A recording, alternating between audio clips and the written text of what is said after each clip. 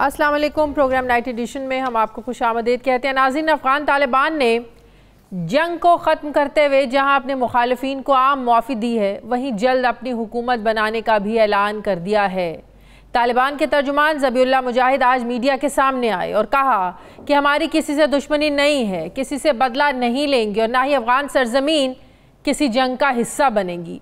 ज़बीहुल्लाह मुजाहिद ने यह भी वाज़े किया कि शरीयत की हुदूद में रहते हुए ख़वातीन को काम करने की इजाज़त होगी और इस्लाम के मुताबिक उन्हें तमाम हुकूक दिए जाएंगे। तालिबान ने यह भी कहा कि रशिया, चीन और पाकिस्तान के साथ अच्छे ताल्लुकात हैं, लेकिन किसी ब्लॉक का हिस्सा नहीं बनेंगे।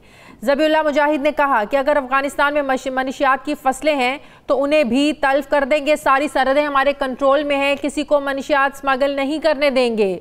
उन्होंने आलमी बिरादरी से अपील की कि अफगानिस्तान की तामीर नौ में मदद करें। उधर शिकस्त खुर्दा अमरीका ने नाकामी का जो सारा मलबा है यह अफगान फौज और अशरफ गनी हुकूमत की नाअहली पर डाला है। अब तो अमरीकी सदर जो बाइडन ये कहते हैं कि जो जंग अफगान आर्मी नहीं लड़ना चाहती वो अमरीकी फौज क्यों लड़े। अफगान सदर अशरफ गनी और सिक्योरिटी एडवाइज़र हमदुल्ला मुहिब अफगानिस्तान से गाड़ियों में पैसा भर कर ऐसे दुम दबा कर भागे कि अब तक किसी को पता ही नहीं चल रहा कि आखिर उन्होंने किस मुल्क में पनाह ली हुई है। अफगानिस्तान में गैर यकीनी की सूरत हाल पर पाकिस्तान में भी तशवीश पाई जाती है। वज़ीर इत्तलात फवाद चौधरी कहते हैं कि अफगानिस्तान को तस्लीम करने का फ़ैसला दोस्त ममालिक की मुशावरत के बाद किया जाएगा, जबकि इस फैसले को लेकर अपोजिशन जमातें हुकूमत से ये मुतालबा कर रही हैं कि अफगानिस्तान इशू पर पार्लियामेंट को एतमाद में लें। चेयरमैन पीपल्स पार्टी बिलावल भुट्टो ने आज मीडिया से बात करते हुए क्या कहा, ज़रा देखिए। अफ़गानिस्तान पे जो गुज़र रहा है, जो हो रहा है, वो अपनी जगह। पाकिस्तान का पॉलिसी में क्लैरिटी बहुत ही ज़रूरी है और यहाँ एक सेकंड का डाउट नहीं होना चाहिए कि पाकिस्तान के अवाम दहशतगर्दों को रद्द करते हैं। तो अपोजिशन जमातें चाह रही हैं कि हुकूमत इस सारे इशू को लेकर पार्लियामेंट में ब्रीफिंग दे और पार्लियामेंट को एतमाद में ले। इस पर हमें बात करनी है। दूसरी तरफ नाजरीन, आज वजारत साइंस और टेक्नोलॉजी की टेक्निकल टीम ने इलेक्शन कमीशन हुकाम को इलेक्ट्रॉनिक वोटिंग मशीन पर डेमो दिया। वफाकी वज़ीर साइंस और टेक्नोलॉजी शिबली फराज ने कहा कि आज का दिन पाकिस्तान के लिए एक तारीख़ी दिन है। उन्होंने कहा कि वज़ीर आज़म इमरान खान का ये वादा था कि इलेक्शन को शफाफ बनाएंगे, लिहाजा इसके लिए इलेक्ट्रॉनिक वोटिंग मशीन जो है इलेक्शन कमीशन के म्यार पर पूरा उतरती है। अपोजिशन मान नहीं रही है और हुकूमत रोज़ाना की बुनियाद पर इन मशीनों पर काम जारी रखे हुए है। अब देखना यह है कि अपोजिशन के जो तहफ़्फ़ुज़ात हैं वो हुकूमत दूर करने में किस हद तक कामयाब होती है।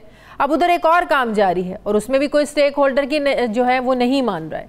मीडिया डेवलपमेंट अथॉरिटी बिल, इस बिल को भी मीडिया हाउसेस, सहाफ़ती तंजीमें, हत्ता कि अपोजिशन जमातों ने भी मानने से इनकार कर दिया है। लेकिन रोज़ाना फवाद चौधरी साहब इसे सहाफ़ी वर्कर्स की वेलफेयर के नाम पर जो है ना वो इसे नाफिज करना चाहते हैं। सहाफ़ियों का मानना है कि ये बिल जो है ये मीडिया रेगुलेटरी अथॉरिटी नहीं बल्कि मीडिया कंट्रोलिंग अथॉरिटी बिल है। बिल के मुताबिक पाकिस्तान के सभी अखबारात, टीवी चैनल्स और वेब चैनल के अलावा डिजिटल मीडिया के लिए लाइसेंस और NOC हासिल करना लाजिम होगा और जो खिलाफ वर्जी करेगा उस सूरत में 3 साल तक कैद और 2.5 करोड़ रुपए जुर्माना भी होगा। यहाँ सहाफ़ी ये एतराज़ उठा रहे हैं कि पूरी दुनिया में जुर्माना तो है लेकिन सज़ा देने का कोई कानून मौजूद नहीं है। इन इश्यूज़ पर मैं बात करूँगी, लेकिन मुझे ब्रेक लेनी है। ब्रेक के बाद वापस आएंगे, मुझे ज्वाइन करेंगे वफाकी वज़ीर बराए मनसूबाबंदी, चेयरमैन NCOC असद उमर साहब। वापस आते हैं वक्फे के बाद।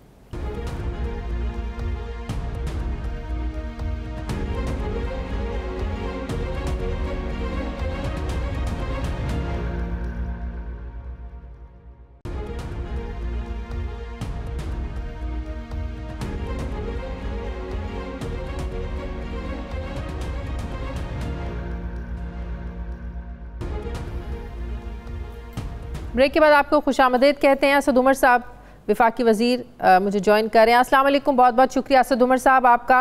असद उमर साहब, पूरी दुनिया की नज़रें जमी बैठी हैं अफ़गानिस्तान की सूरत हाल पर। कल कौमी सलामती कमेटी का जो इजलास हुआ, एक पॉलिसी दी गई, लेकिन आज अपोजिशन ने मुतालबा किया कि सारे मामले पर पार्लियामेंट को एतमाद में लिया जाए, पार्लियामेंट को ब्रीफ किया जाए। फिर जो हमारी राइट विंग की पार्टीज़ हैं जमातें हैं वो प्रेशराइज कर रही हैं कि तालिबान की हुकूमत को तस्लीम किया जाए। आज वफाकी काबीना के इजलास के बाद फवाद चौधरी साहब ने ये बात कही कि तालिबान की क़यादत को उनकी हुकूमत, हमारी हुकूमत तब तस्लीम करेगी तब तक तस्लीम नहीं होगा जब तक दोस्त ममालिक से मुशावरत नहीं हो जाती। दोस्त ममालिक से मुशावरत के बाद ही किसी फैसले पर पहुँचेंगे। लेकिन सर, दोस्त ममालिक के जो सिफारत खाने हैं वो वहाँ पर खुले हैं, जो वाज़ेह एक पैगाम है कि वो तालिबान के साथ चलने को तैयार हैं। मज़ीद हमारी पॉलिसी क्या हो सकती है? हम इंतज़ार कर रहे हैं कि क्या तालिबान पहले निज़ाम हुकूमत कायम करें, किस तर्ज़ हुकूमत पर चलते हैं, उसके बाद हम कोई फ़ैसला करने के काबिल होंगे? असद उमर साहब। नहीं जी, इसके ऊपर देखें, दो चीज़ें हैं। सबसे पहले तो ये बिल्कुल वाज़ेह होना चाहिए कि पाकिस्तान क्या देखना चाहता है, पाकिस्तान की क्या ख्वाहिश है और पाकिस्तान की बेहतरी किस चीज़ के अंदर है। पाकिस्तान की बेहतरी इसके अंदर है कि अफ़गानिस्तान के अंदर अमन हो। हमारा तज़िया, हमारी जो तमाम जो तारीख़ से सबक है वो ये कहता है कि अमन अफ़गानिस्तान में उस वक़्त आएगा जब एक ऐसी हुकूमत हो जिसको अफ़गानिस्तान के अवाम की तायद हासिल हो। और आपको पता है कि वहाँ पे मुख्तलिफ़ ज़ुबानें बोलने वाले भी रहते हैं, मुख्तलिफ़ कौमियतें रहती हैं अफ़गानिस्तान के अंदर, जिस तरीके से पाकिस्तान के अंदर रहती हैं। और इस किस्म के मुल्क के अंदर जैसे पाकिस्तान है, अफ़गानिस्तान है, इसके अंदर ये तमाम लोग जो हैं, ये तमाम कौमियतें, तमाम लसानी जो ग्रोह हैं, वो किसी निज़ाम पे इत्तफ़ाक़ करते हैं तो फिर मामला आगे चलता है अमन व अमान के साथ।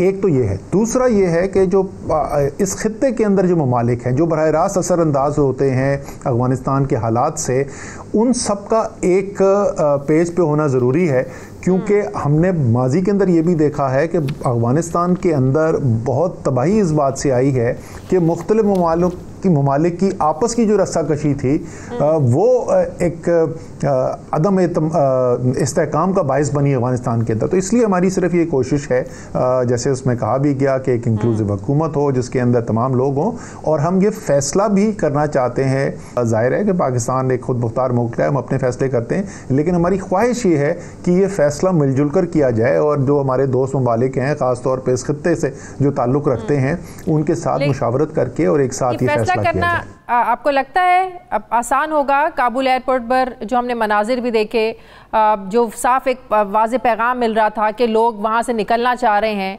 बहुत से लोगों को ये मंजूर नहीं है तालिबान की क़यादत में वहाँ पर रहना, तो आपको लगता है इक़्तिदार की जो मुंतकली है वो बड़ा आसान एक प्रोसेस होगा जिसे पाकिस्तान फिर दोस्त ममालिक की मुशावरत से जिसे तस्लीम करना है पाकिस्तान ने?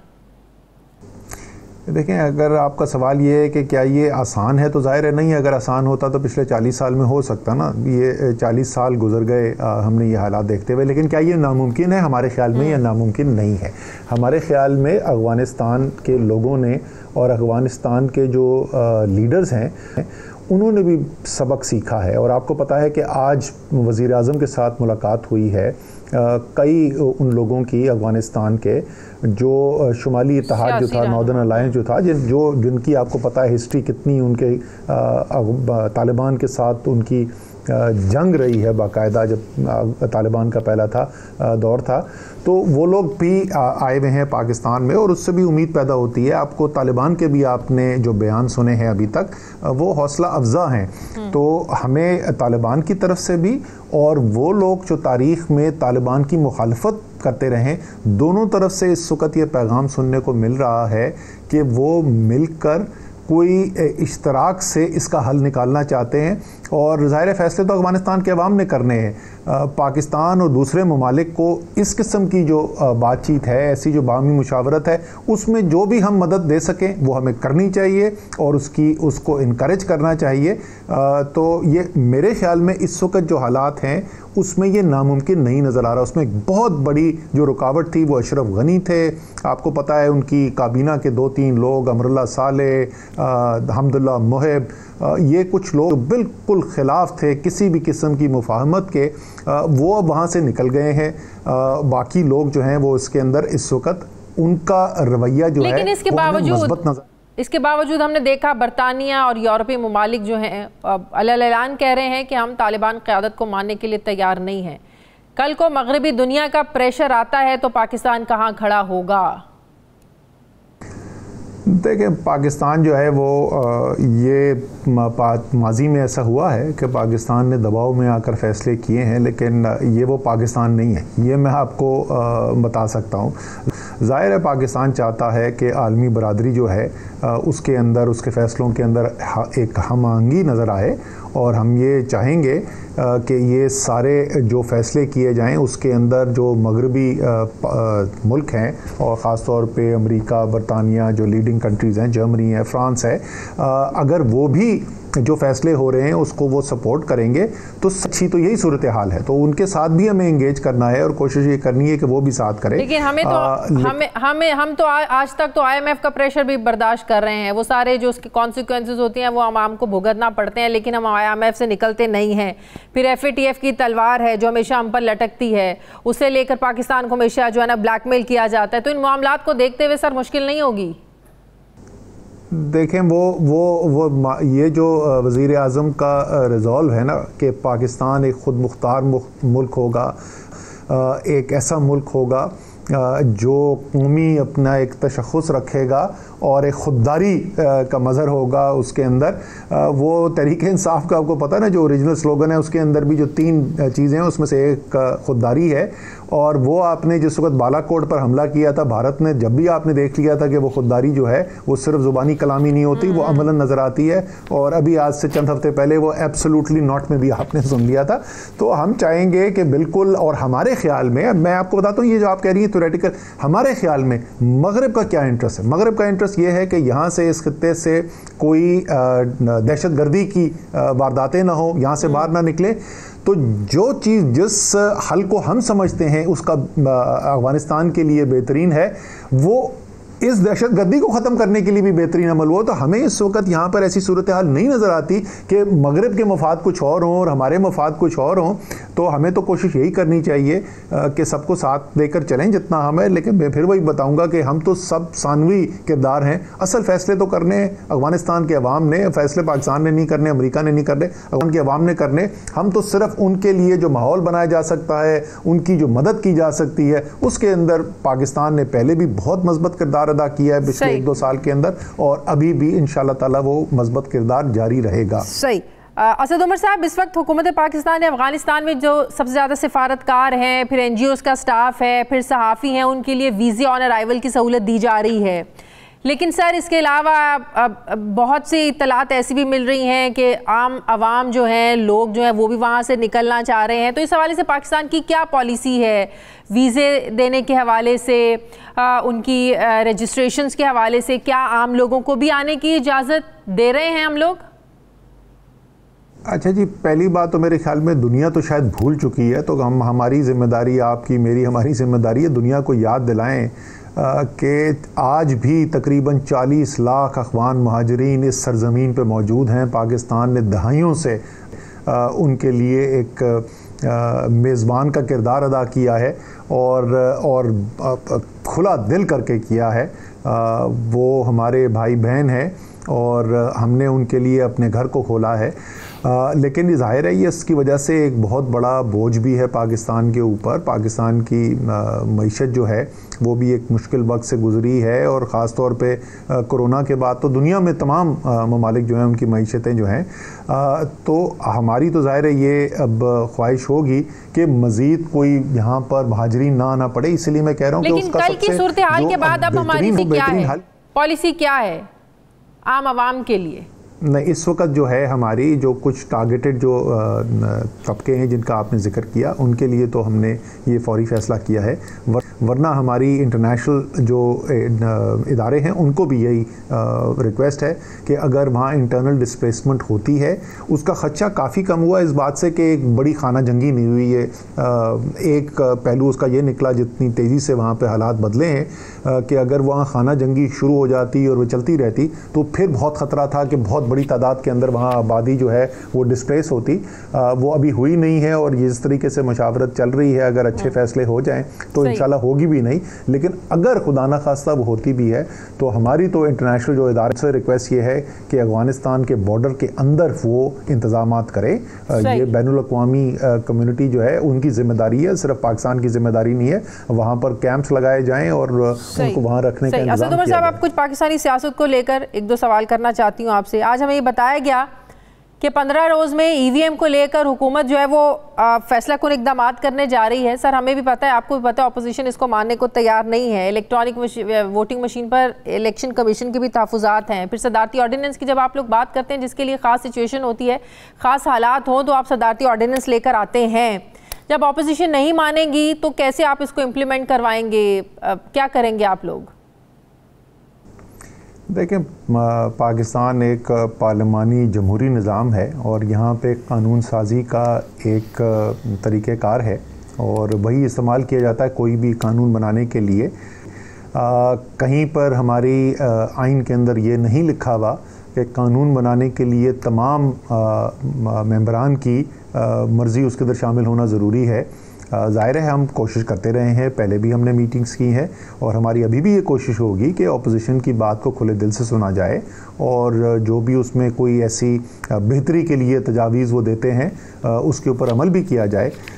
लेकिन ऐसा तो कोई कानून जो है वो उसमें कोई लाजिम नहीं है कि हर मेंबर उसको सपोर्ट करे। आइनी तरमीम भी जो है वो भी 2/3 अक्सरियत से की जा सकती है। सादा कानून साजी जो है वो तो एक सादा अक्सरियत के साथ की जा सकती है।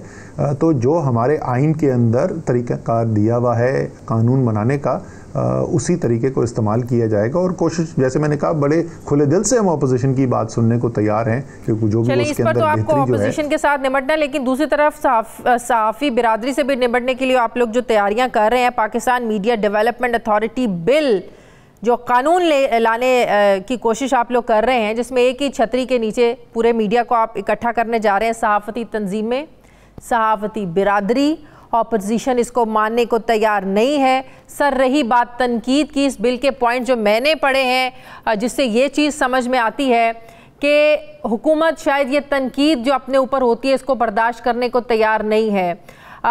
जो आप लोग डिजिटल मीडिया के बारे में बात करते हैं, जो उस पर तनकीद होती है कि लाइसेंस लेना पड़ेगा, उसके एनओसी नहीं मिलेगा, तो इससे तो पैगाम यही मिलता है कि आप मीडिया को कंट्रोल करने की कोशिश कर रहे हैं। नून लीग पर भी तनकीद होती रही, पाकिस्तान पीपल्स पार्टी पर भी उनके दौर में तनकीद होती रही, लेकिन ऐसे मीडिया को कंट्रोल करने की कोशिश नहीं की गई जो तहरीक इंसाफ के दौर में हो रही है। अच्छा देखें, इसके अंदर वो जो नून लीग की आपने बात की ना, वो किसी भी चीज़ के अंदर बुनियादी इस्लाहात में तो यकीन करते ही नहीं थे। उनका काम करने का तरीक़ेकार मुख्तलिफ है, उनको कोई कानून साजी वगैरह की ज़रूरत नहीं। वो किस तरीके से मैनेज करते थे मीडिया को वो आपको मुझसे बेहतर पता है। हम तो वो काम करना चाहते नहीं, ना किया है ना वो हम करना चाहते हैं। हमारे ख्याल में बुनियादी इस्लाहात की ज़रूरत है। आपने बहुत अहम पॉइंट रेज़ किया कि ये तमाम जो मुख्तलिफ मीडिया हैं उनको एक रेगुलेटरी फ्रेमवर्क में आप क्यों लाना चाहते हैं, आपको क्या ज़रूरत इसके पेश आई? आपको पता है कि जिस वक्त ये मीडिया डेवलप हुए, शुरू में तो ज़ाहिर सिर्फ प्रिंट मीडिया होता था, उसके बाद जो है वो इलेक्ट्रॉनिक मीडिया आ गया, तो दुनिया के अंदर कानून बने कि जिसके अंदर क्रॉस होल्डिंग, यानी अगर आप अखबार के मालिक हैं तो आप टीवी के मालिक नहीं हो सकते। इस किस्म के कानून बनाए गए ताकि उनको अलग रखा जा सके। अब अगर आप ये चाहते हैं मीडिया के अंदर, और आपको पता है हमारे अक्सर ग्रुप ऐसे हैं जो क्रॉस होल्डिंग्स रखते हैं, जो एक मीडिया प्रिंट भी उनके पास है, उनके पास इलेक्ट्रॉनिक भी है, उनके पास डिजिटल भी है। तो जब ओनरशिप ऐसी होगी, जब एक ही मीडिया का जो ऑपरेशन है, वो मीडिया का ऑपरेशन जो है वो तमाम प्लेटफॉर्म्स के अंदर इंटीग्रेट हो जाएगा। मंतकी बात है कि जो रेगुलेशन है वो भी उसको तमाम चीज़ को देखने के लिए एक ही जगह पर यकसा हो। इसके अंदर तो मीडिया के कंट्रोल की कोई बात नहीं है। असद उमर साहब, सोशल मीडिया एक ऐसा प्लेटफॉर्म है जिस पर आप खुलकर अपनी राय का इजहार करते हैं, खुलकर अपनी आपको बात करने का, अपने व्यूज़ देने का मौका मिलता है। लेकिन अब जब आप लोग ये कहेंगे कि किसी ने यूट्यूब चैनल बनाना है तो उसके लिए भी एनओसी लेना पड़ेगा, उसके लिए भी लाइसेंस लेना पड़ेगा, तो ज़ाहिर है हम लोगों को तो यही तासुर मिलता है ना कि जो सहाफ़ी, जो यूट्यूबर, जो ब्लॉगर आप लोगों की पॉलिसी से इख्तलाफ करते हुए अपनी राय का इजहार करेगा अपने चैनल पर, आप लोग उसको तो एनओसी नहीं देंगे, उसको तो आप लोग लाइसेंस नहीं देंगे, ये तो खुल्लम खुल्ला मैसेज दे रहे हैं आप लोग।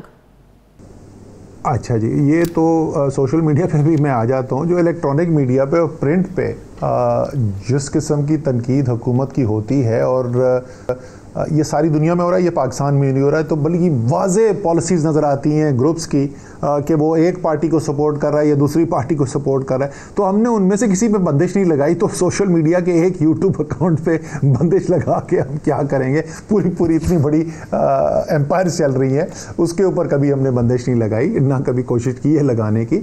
सो ये नहीं होने वाला। उसके अंदर अगर कोई प्रोसीजर के अंदर है, कोई शकूक पैदा हो रहे हैं, ज़रूर उससे डील कर देना चाहिए। मैं तो बुनियादी तौर पर बात करूँ, मेरे ख्याल में अगर एक अच्छा रेगुलेटरी इन्वायरमेंट होगा तो जो अच्छे सहाफ़ी हैं, जो आप जैसे सहाफ़ी हैं, जो झूठ की बुनियाद पर नहीं, जिन्होंने सेंसेशनल एक सनसनी बुनियाद खबर चलाने के लिए खबरें नहीं चलाते, जो सहाफ़त करते हैं सच की बुनियाद के ऊपर, उनके लिए तो बहुत बेहतरी होगी।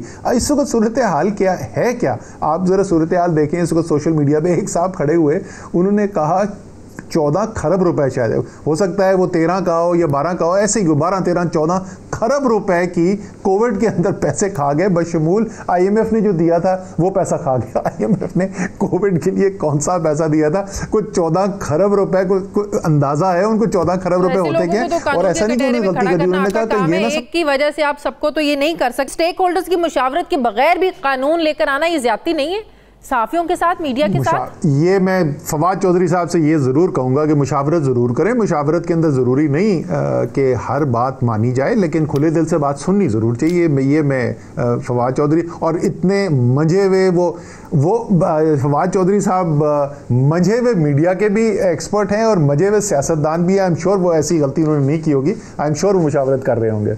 आखिरी सवाल असद उमर साहब, जाते जाते कोरोना की सूरत-ए-हाल बता जाएं कि ये जो लॉकडाउन है ये 31 अगस्त के बाद भी इस सिचुएशन को देखते हुए आप लोग इसको बढ़ा सकते हैं?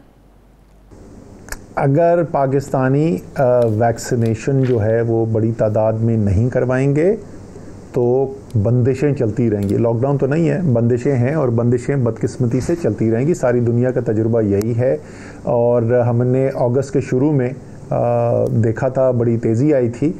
उसके बाद 14 अगस्त को अल्हम्दुलिल्लाह हमने जैसे जश्न आज़ादी मनाया है तो ऐसे लग रहा था कि कोरोना से एक दिन की छुट्टी मिल गई है। और अब ज़ाहिर मुहर्रम के अंदर मजालिस भी हो रही हैं, आगे जुलूस भी निकलेंगे, तो इसलिए बड़ी नज़र रखने की ज़रूरत है। जब हम 10 मुहर्रम से कोई हफ्ता 10 दिन के बाद सूरत हाल देख के फिर फैसला करेंगे कि ये जो बंदिशें हमने 3 अगस्त को लगाई थी इनको आगे जारी रखना है या उसमें नरमी लानी है। लेकिन इससे मुस्तकिल तौर पे निकलने का तरीका दुनिया ने अभी तक सिर्फ एक निकाला है और वो है वैक्सीनेशन। तो आपके ज़रिए मैं अपील करूँगा उन सबको जिन्होंने अभी तक वैक्सीन नहीं लगाई, वैक्सीन ज़रूर लगाइए। बहुत बहुत शुक्रिया। वफाकी वज़ीर बराए मनसूबा बंदी, चेयरमैन NCOC असद उमर साहब मेरे साथ थे। मुझे ब्रेक लेनी है नाज़रीन, वापस आते हैं छोटे से वक्फे के बाद।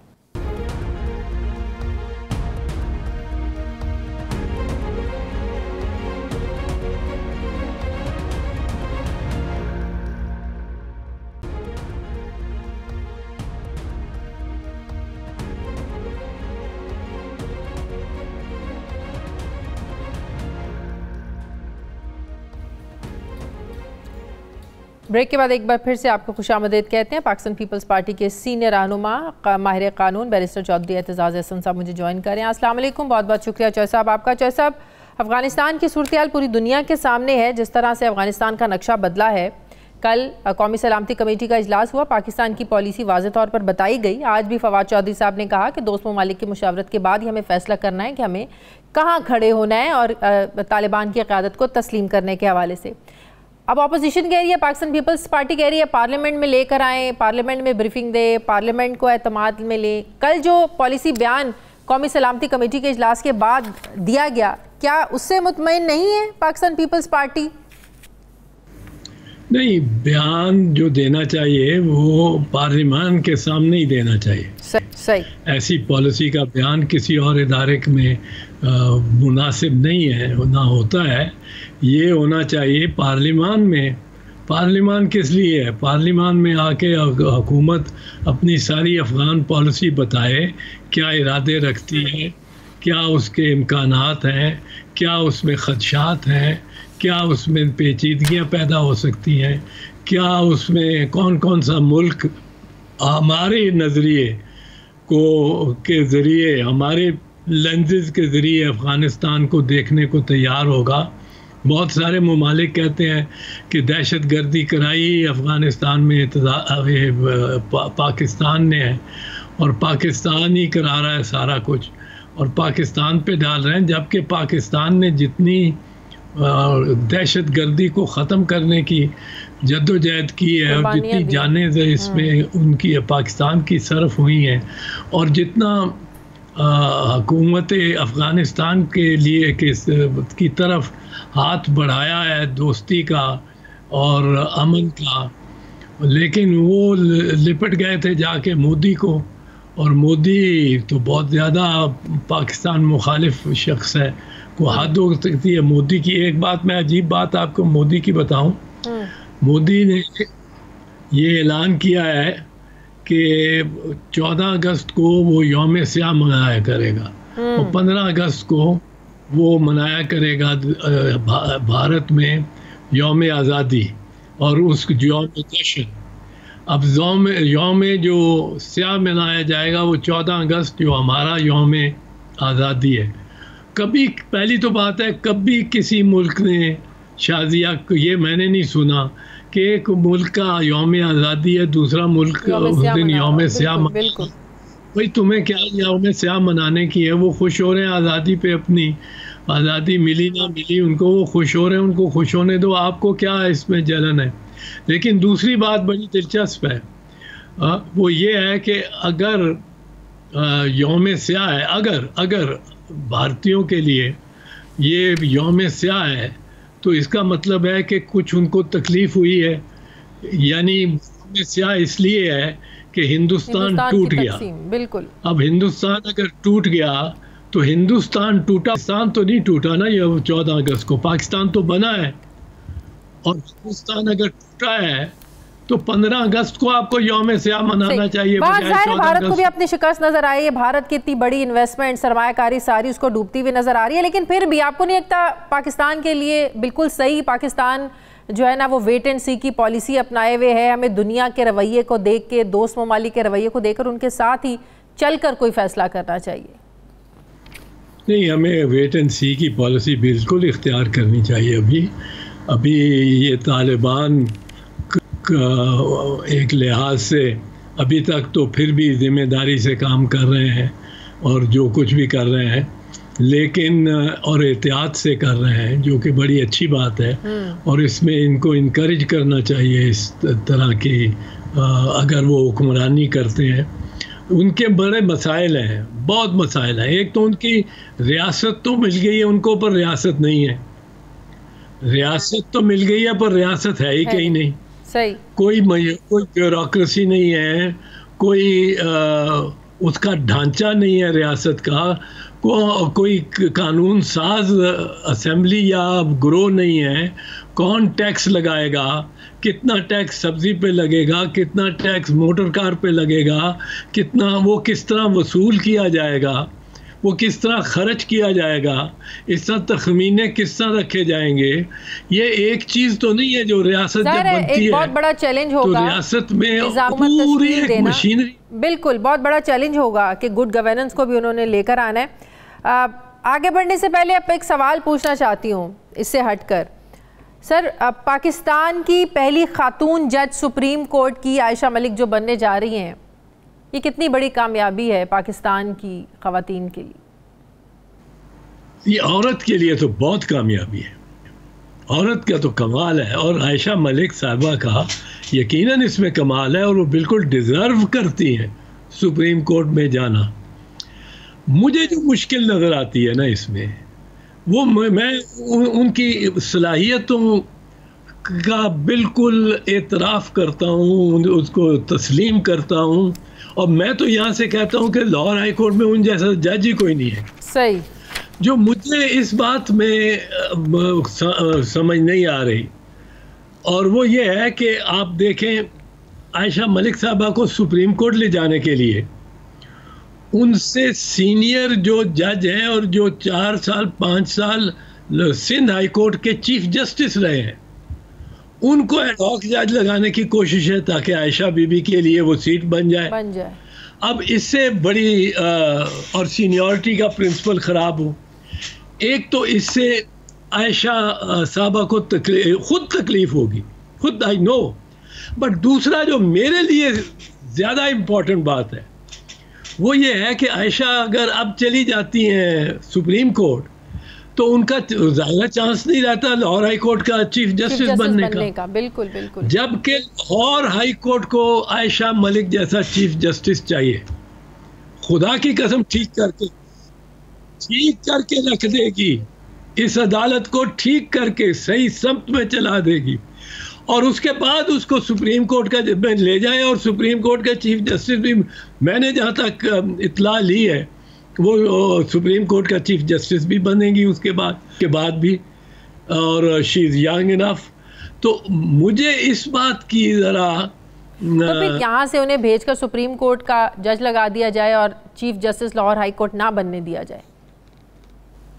देखें, बहुत सारे लॉबीज इस वक्त हैं और मुफाद परस्त लोग हैं जो लाहौर हाई कोर्ट में एक ईमानदार और काबिल चीफ जस्टिस को नहीं चाहते, जो चाहते हैं कि हम अगर ओहदेदार हो जाएं, लाहौर डिस्ट्रिक्ट बार के प्रेसिडेंट हो जाएं और हम हाई कोर्ट में जाके जज के सामने खड़े हों तो जज साहब कहें चौधरी साहब आप आ गए हैं, जी आ गया हूँ, चौधरी साहब आपकी दरख्वास्त ज़मानत की है, जी जो है वो मैंने दस्तखत कर दिए हैं और वो आप जा सकते हैं, हो गई। सही। अब बहुत से लोग इस किस्म के जज चाहते हैं। अब इस सारे चीज़ को ठीक करने की सलाहियत अगर किसी में है, मेरी निगाह में, मेरे जज साहबान सामने बड़े कॉम्पिटेंट जजेस भी हैं, बड़े कॉम्पिटेंट जजेस भी हैं, इसमें कोई शक नहीं है लाहौर हाई कोर्ट में। पर एक अगर आयशा अपनी टर्म पे वो लाहौर हाई कोर्ट की चीफ जस्टिस लग जाए तो मैं समझता हूँ जो पाकिस्तान का सबसे बड़ा हाई कोर्ट है, और जो हाई कोर्ट वो ठीक करेगा, वो मैं खा गया हूँ, कसम खा गया हूँ जो नॉर्मली मैं नहीं खाता हूँ, पर समझो खाई भी है। मैं समझता हूँ शी इज वन कसम खा लिए कि अगर वो chief justice Lahore high court बन जाती तो सिस्टम बहुत ठीक हो जाता। चौधरी साहब, इलेक्टोरल रिफॉर्म्स पर अपोजिशन और हुकूमत में इत्तफाक क्यों नहीं हो पा रहा? हुकूमत बज़िद है कि ईवीएम मशीन के ज़रिए हम लोगों ने जो है ना वो 2023 के इंतखाबात करवाने हैं। ऑपोजिशन बैठती नहीं है, देखती नहीं है, खुले दिल के साथ दावत दे रही है हुकूमत आए, अपने माहिरीन लेकर आए, तो सिर्फ इस बात पर रिजेक्ट कर देना कि ये हुकूमत लेकर आ रही है, सर ये भी तो ज्यादती है। बुनियादी तौर पे शाजिया ये एतमाद की बात है, और इलेक्ट्रॉनिक वोटिंग मशीन के मैं तो ज़ाती तौर पे हक में हूँ, क्योंकि we have to move on. दुनिया में कभी तो हमने इलेक्ट्रॉनिक वोटिंग के लिए जाना है ना, आज नहीं जाना, 10 साल बाद जाना है, हम वापस गधे गाड़ी की तरफ तो नहीं जा सकते ना। We have to move forward. और मैं समझता हूँ 1-2 बाई इलेक्शंस में गवर्नमेंट को या इलेक्शन कमीशन को ये इस्तेमाल करनी चाहिए।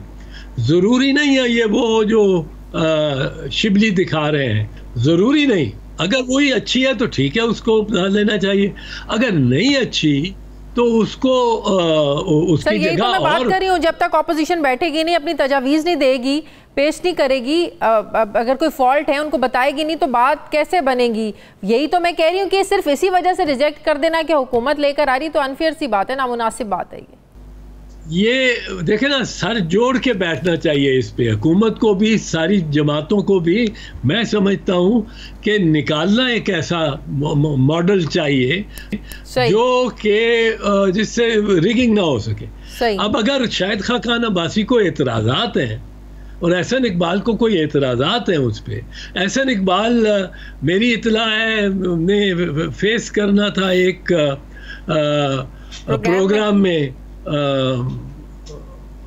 उसको शिबली को और बीच में मशीन रख के, और एहसन इकबाल गए नहीं, मुझे एंकर ने ही खुद बताया, एहसन इकबाल गए नहीं, जाना चाहिए। सही। ये मुल्क के लिए है। अगर देख के मशीन और कोई फार्मूला ही ना हो जिससे कि वो मशीन, जिससे कि वोटिंग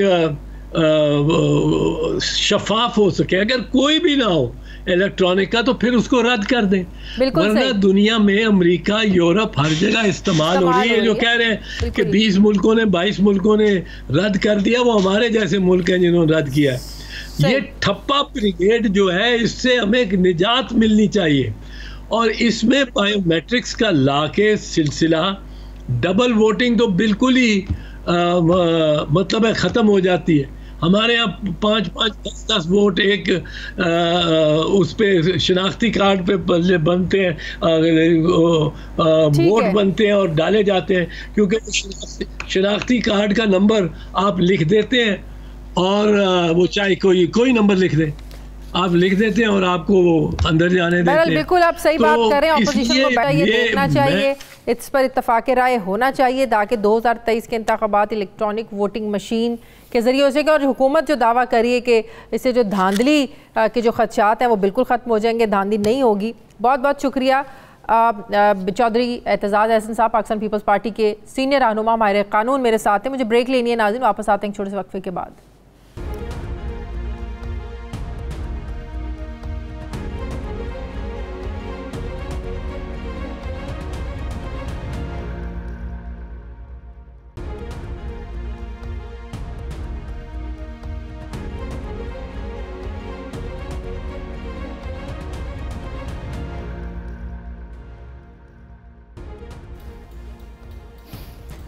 ब्रेक के बाद एक बार फिर से आपको खुशामदीद कहते हैं। नाजरीन, आपके पास कारोबार करने का आइडिया है लेकिन पैसा नहीं है, बैंक से आप कर्ज लेना चाहते हैं लेकिन गारंटी देने के लिए कोई प्रॉपर्टी नहीं है, तो अब ये मसला भी स्टेट बैंक ऑफ पाकिस्तान ने हल कर दिया है। अगर कोई भी शख्स छोटे कारोबार के लिए किसी भी बैंक के पास कर्ज लेने के लिए जाता है तो बैंक इससे अपने पैसे की सिक्योरिटी मांगता है, यानी इसे अपने घर के कागजात, जेवरात या फिर कोई ऐसी ज़मानत देना होती है कि जिसे बैंक अपने पास गिरवी रख कर इसके एवज कर्जदार को पैसे देता है। ये एक मुश्किल मरहला है, क्योंकि ज़ाहिर है हमारे मुल्क में गुर्बत भी है, गुर्बत की रेशो बहुत ज़्यादा है। हज़ारों अफराद ऐसे हैं जिनके पास बैंक से कर्ज़ लेने के लिए घर, ज़मीन या जेवर तो नहीं होते कि बैंक के पास गिरवी रखकर कर्ज़ लिया जा सके। तो ऐसे में वो लोग क्या करें जो कर्ज़ लेना चाहते हैं। इसके लिए स्टेट बैंक ऑफ पाकिस्तान ने ज़मानत ना रखने वाले छोटे और दरमियाने दर्जे के कारोबारी हजरात के लिए बिला ज़मानत SME फाइनेंस स्कीम मुतारिफ करवाई है। इस स्कीम के तहत इन लोगों को आसान शराइत पर कर्ज दिया जाएगा जो बैंक को ज़मानत देने के अहल नहीं है, और इस स्कीम के तहत ज़्यादा से ज़्यादा जो इसका रेट होगा वो 9% होगा, और ज़्यादा से ज़्यादा फाइनेंसिंग 1 करोड़ रुपए तक इसकी हो सकेगी। कर्ज की मुद्दत कर्ज लेने वाले और बैंक के दरमियान ये सारे मामलात तय किए जाएंगे। इस हवाले से मज़ीद क्या आपको सहूलतें दी जाएंगी, इसी मौजू पर बात करने के लिए हमने अपने प्रोग्राम में दावत दी है deputy governor State Bank of Pakistan Seema Kamil साहिबा को। अस्सलाम वालेकुम, बहुत बहुत शुक्रिया सीमा साहिबा आपका। सुनने में तो मुझे आपका बहुत शुक्रिया, बड़ा मज़ा आया और बड़ा अच्छा लगा कि इस तरह की कोई पॉलिसी आ रही है। ज़ाहिर है हमारे यहाँ तो बहुत से लोगों की रेशो ऐसी है जो कुछ करना चाहते हैं, कारोबार शुरू करना चाहते हैं, उसके लिए फिर उनके जहन में आइडिया आता है कि हम बैंक से जो है ना वो लोन ले लें, लेकिन क्या करें, लोन अगर उन्होंने वापस करना है उसको देने के लिए कोई ज़मानत नहीं है। तो मैं चाहूँगी आसान अल्फाजों में आप ज़रा समझा दें कि कैसे इसको आप लोगों तक जो है ना वो आसान बनाएंगे। जी, तो सबसे पहले तो जैसे आपको मालूम है, जैसे आपने कहा, हमारे मुल्क में छोटी और दरमियानी कारोबार बहुत लोग करते हैं, और एक अंदाजे के मुताबिक कोई 50 लाख ऐसे कारोबार हैं, और उससे और भी बहुत लोग होंगे जो करना चाहते हैं ऐसे कारोबार।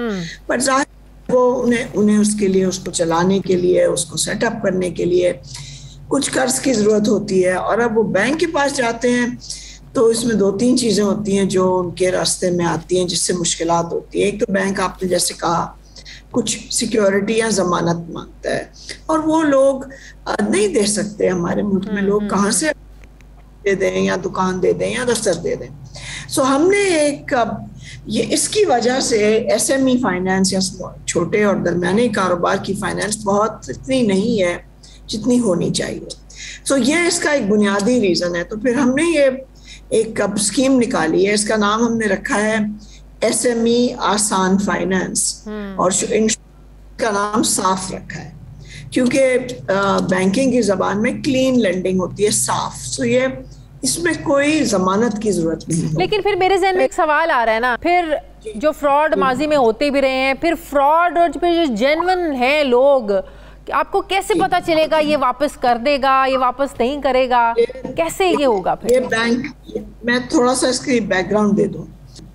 इसमें ये होगा कि एक तो बैंक डिसाइड करेंगे, ठीक है, और बैंक ये पूरा अपना जायजा लेंगे कि उसकी बिजनेस, उनकी जो ये बिजनेस जो चला रहे हैं या चलाना चाहते हैं, उसमें ऐसी सलाहियत है कि वो पैसे वापस कर सके। ये तो होगा, जरूरी होगा। तो ये ऐसे नहीं फ्रॉड हो जाए और वो ले जाए, क्योंकि वो बैंक के ऊपर वो रिस्क आएगा। इसमें फिर हमने एक और की है कि 3 साल के लिए ये जो कर्जे होंगे, इसमें हुकूमत पाकिस्तान बैंकों को 60% तक गारंटी देगी ताकि बैंकों को थोड़ा हौसला हो। सो एक तो इसमें बहुत बड़ी बात है। उसमें दूसरी बात, जैसे आपने कहा, जो बैंक हैं वो 9% तक इस पे चार्ज कर सकते हैं, उससे ज़्यादा नहीं।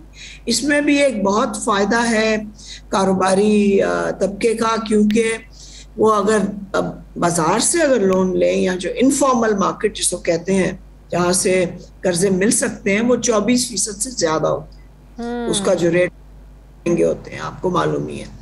सो ये इसके 2 चीजें। तो दरमियान में ब्रिज बना है, जो अब मुझे समझ में आ रही है, वो हुकूमत बनी है कि हुकूमत गारंटी देगी।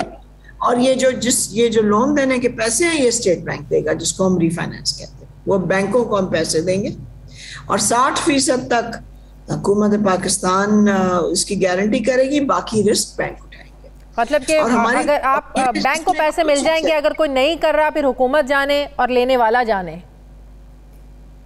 60% तक। 60% तक। तो अगर 10 लाख का लोन है तो उसमें से 6 लाख गवर्नमेंट रिस्क उठाएगी, डिपेंड करता है 6 lakh. Business to business it means के वेरी करेगा कि किस बिजनेस को कितनी जरूरत है। अब हर कोई जो है ना वो कहे जी मुझे तो 1 करोड़ का कर्ज चाहिए, तो ऐसे भी नहीं होगा, राइट? ऐसे नहीं होगा। तो वो तो बैंक असेस करेगा ना, किसी को 5 लाख की जरूरत होगी और किसी को 10 लाख की होगी, किसी को 1 करोड़ तक हो सकती है। तो वो तो वेरी करता है ना बिजनेस टू बिजनेस। और इसका एक और जो हमने इसमें तरीका निकाला है कि बैंक इस बिजनेस से, हम हर एक बैंक को ये सहूलत नहीं देंगे। बैंक आएंगे हमारे पास और हमें बताएंगे कि हम कितना लोन दे सकते हैं और कितने लोगों को देंगे टोटल, क्योंकि हम ये नहीं चाहते कि इसमें वो बैंक आए जिनको इसमें दिलचस्पी नहीं। क्योंकि एक ये चीज होती है कि एक जाता है कोई बैंक के पास, बड़े उसको शौक होता है, उसका ख्याल उसको लोन मिलेगा, मगर बैंक से फिर नहीं मिलता, फिर वो मायूस हो जाते हैं। सो हम तो इसका वेरिफिकेशन टाइम ड्यूरेशन क्या होगा? कोई बंदा अप्लाई करता है? अभी हमने बैंक को जो लोन का वो हम इसी वास्ते, जब जमानत होती है ना, जब ये प्रॉपर्टी देनी पड़ती है तो उसमें बहुत देर लगती है। क्योंकि वैल्यू होता है, फिर वो कोई वकील देखता है, फिर उसमें कोई खामियां निकालते हैं। तो अगर जमानत के बगैर हो तो ये जल्दी हो सकता है। बट पहले मैं जरा वजाहत कर दूं आपके नाजरीन के लिए कि ये 8 तक बैंक हम लेंगे, कुछ बड़े बैंक, कोई जो दरमियाने साइज के हैं, कोई छोटे बैंक। और एक बहुत इंपॉर्टेंट है कि ये बैंक जो कुछ डिजिटल लाए, तो जो आपने फिनटेक का नाम आजकल सुनने में आ रहा है ना कि डिजिटल हो, क्योंकि जिन लाखों लोगों को हम चाहते हैं कि ये लोन मिले, वो ब्रांचों से सिर्फ नहीं हो सकेगा और इन तरीकों से नहीं हो सकेगा, इसमें डिजिटल तरीके चाहिए। सो वो भी बैंक आएंगे अपने साथ, किसी फिनटेक को भी लेंगे। किस बाबैंक से मिलेगा ये डिटेल्स आप लोग कहाँ और कैसे शेयर करेंगे? ये लोगों को पता चले। पहले इसमें हमने आज से जो अपने कल ये इसको लॉन्च किया। सो बैंक्स देंगे, फिर हम उन बैंक्स में से सिलेक्ट करेंगे जो सबसे ज्यादा देना चाहते हैं, लोन का अमाउंट भी और नंबर ऑफ बोरोअर्स भी। उसके बाद ये इसमें हफ्ते लगेंगे, उसके बाद फिर हम डिसाइड कर देंगे। फिर जाहिर है उसकी पूरी मार्केटिंग होगी, जो बैंक हम वो खुद ही इसमें मार्केटिंग भी करेंगे, लोग भी रखेंगे ताकि वो लोग इन बिजनेस को समझे, क्योंकि अब ताकि उनमें एक सलाहियत पैदा हो। तो मेरा ख्याल है, हमारा और ये लोन सिर्फ बिजनेस स्पेसिफिक होगा, सिर्फ बिजनेस के लिए आप ले सकते हैं? जी, अभी सिर्फ बिजनेस के। और वापस करने का जो टाइम ड्यूरेशन है वो भी बैंक ही और जो लेने वाला है उसको देखते हुए क्या बिजनेस है, किसी कितनी कैपेसिटी है, कितने टाइम में वापस कर सकता है? वो पहले भी कर सकता है। अगर वो ज्यादा मशीनरी ले रहे हैं तो जाहिर है उन्हें किस्तें चाहिए होंगी, उन्हें 2, 3, 4 लग सकते हैं, वो भी बैंक दे सकता है। वो अगर सिर्फ उन्होंने माल खरीदना है पाकिस्तान से ही और बेचना है तो उनको फिर कम टाइम का लोन चाहिए होगा। सो ये बैंक और जो लेना चाहते हैं कर्जा उनके दरमियान में होगा। मगर सबसे ये अहम चीज है कि जमानत नहीं होगी, रेट उनके है, हुकूमत की कुछ गारंटी है ताकि बैंक से थोड़ा सा उनका उनको भी थोड़ा भरोसा रहे कि जी हम दें तो हमारा रिस्क भी थोड़ा कवर्ड है। और ये 3 साल इम्पोर्टेंट है कि ये बैंक इस चीज को सीख जाएंगे। बहुत इम्पोर्टेंट है। जैसे अगर आप बैंक से गाड़ी का लोन लें तो अब आसान हो गया ना, बिल्कुल बिल्कुल गाड़ी लेते हैं। तो इसी तरह हम चाहते हैं कि ये बिजनेस के लोन्स भी हों। जबरदस्त। और ये है हमारी इकोनॉमी के। जैसे मैं सुन रही हूँ और जैसे आप बता रही हूँ और जैसे बताया गया, अगर ऐसे हो तो यकीनन बहुत सारे लोगों के लिए ज़बरदस्त सहूलत है, लोग अपने जो कारोबार हैं उसको बढ़ा सकेंगे। बिल्कुल, बहुत बहुत शुक्रिया। Deputy State Bank of Pakistan Seema Kamil साहिबा मेरे साथ थी।